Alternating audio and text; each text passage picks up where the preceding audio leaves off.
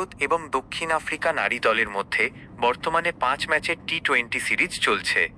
আজ 22শে এপ্রিল 2026 সিরিজের তৃতীয় টি-20 ম্যাচটি জোহানেসবার্গের ওয়ান্ডারার স্টেডিয়াম দ্য ওয়ান্ডারার স্টেডিয়ামে অনুষ্ঠিত হতে যাচ্ছে। নিচে আজকের গ্রাউন্ড এবং পিচ রিপোর্ট দেওয়া হলো।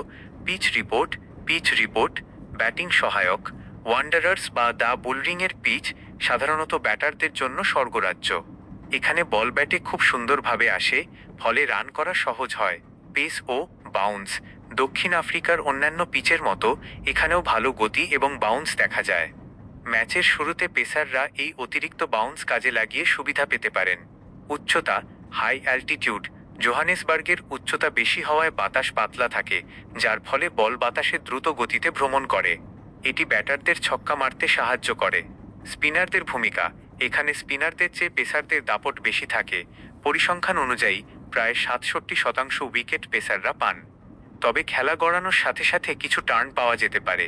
Ground report venue DP world wanderer stadium, Johannesburg. গড় স্কোর এই মাঠে প্রথম ইনিংসের গড় স্কোর প্রায় 176 রান, অর্থাৎ এটি একটি high scoring ground. Toss factor এই মাঠে টসে জিতে আগে ব্যাটিং বা বোলিং করার মধ্যে জয়ের খুব বেশি পার্থক্য নেই। আগে ব্যাটিং করে জয় 51%, পরে ব্যাটিং করে 49%। তবে রাতের ম্যাচে শিশির ডিউ থাকলে পরে ব্যাটিং করা দল কিছুটা বাড়তি সুবিধা পেতে পারে। সিরিজের অবস্থা দক্ষিণ আফ্রিকা বর্তমানে 2-0 ব্যবধানে এগিয়ে আছে। ভারতের জন্য সিরিজ বাঁচিয়ে রাখতে আজকের জয় অত্যন্ত গুরুত্বপূর্ণ।